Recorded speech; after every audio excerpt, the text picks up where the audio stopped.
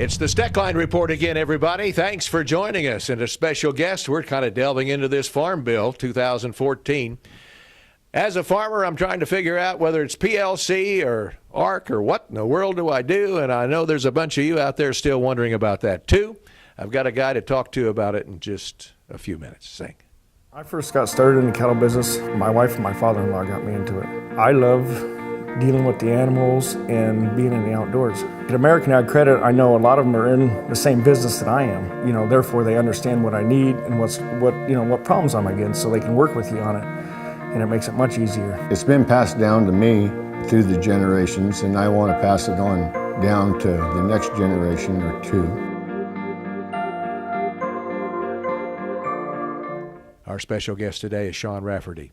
He's the county executive director of Sedgwick County, and Sean's been out talking to farmers across this country, talking about the programs that you and I have to sign up for pretty quickly.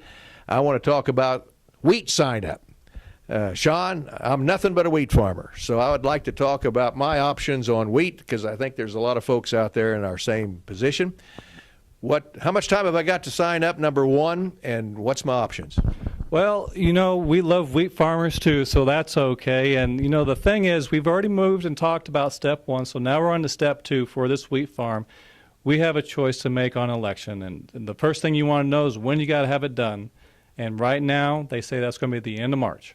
End of March. And, well, that gives us quite a little bit of time. In fact, I want to talk about a bunch of schools. I think that's what I would call them, as schools that Kansas State University is going to be doing.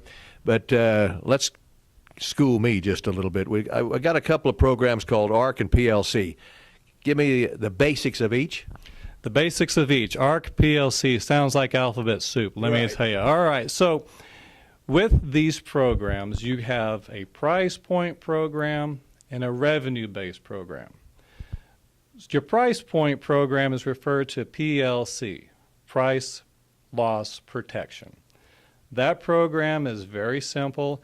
It's a heavy loss program. It won't pay very often. If it were to pay, it could possibly pay a bigger dollar. It looks at your base acres and the price that's established by statute at $5.50. So, if you are electing PLC and you think the market is going to drop below or much below $5.50, it would be somewhat enticing to be a part of that program.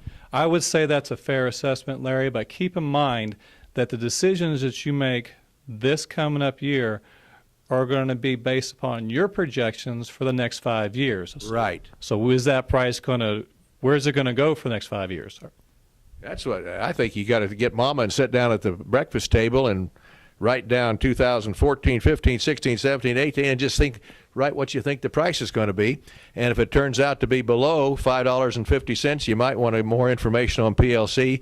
But what if it, let's say it stays around this $6 mark? What about ARC? ARC program's a little bit different. It doesn't focus just solely on price. It looks at the revenue and a particular yield. It kind of has a sliding scale. Some people refer to it as a shallow loss program.